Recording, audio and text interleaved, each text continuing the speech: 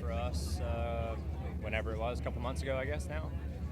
And that's really all we can go off of. I mean, that's the best chance for us to gather data and try to understand our deficiencies at these places. You know, Cliff and Kyle went through a ton of different setup options and changes and you know, things, you know, just from a total package standpoint that hopefully will better all of us, you know, and get us into a, you know, more competitive position at these places. And yeah, we'll find out shortly. Has that test been what helped Richmond and Iowa here in the last few races?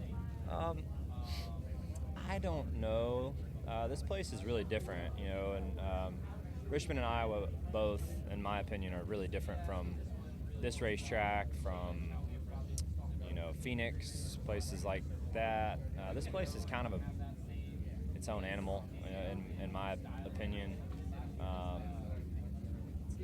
But yeah, I mean, I thought we had a really solid night going at Richmond.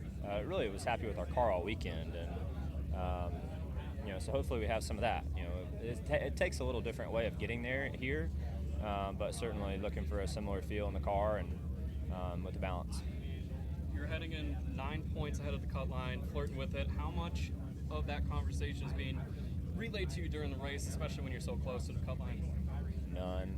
I mean, yeah, you know, it's, if it were the last race and you're within a position or two of making it, you know, obviously you're going to be made aware of that.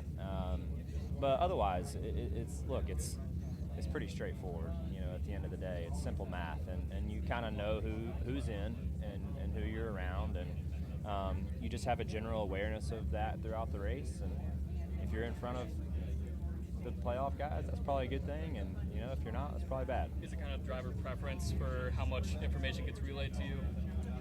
I mean, it doesn't seem like there's a ton of it really in general. I mean, I think everybody got through grade school here at least, so it's not that hard to keep up with. You know, certainly, like I said, when you get to the last one, you know, the last race, and if you haven't locked yourself through, and you're within a couple points here or there, certainly it's hard for us to know down to the exact point, but a general perspective of what's going on is fairly easy to keep up with.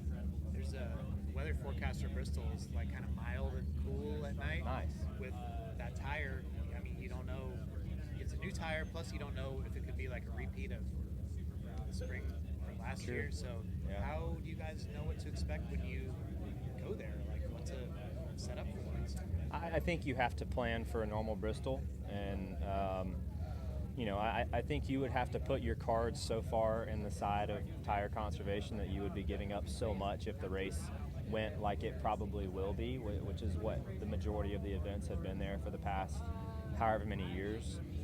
So I think you have to plan for that, and you know, if the racetrack doesn't take rubber and we fall into that situation that we fell into in the spring race a couple years ago, then you'll just have to adjust on the fly. But I don't think that you can go in there, you know, we're so limited to what we can change at the racetrack. I think you would be too stuck with the wrong things. Interesting. Thanks.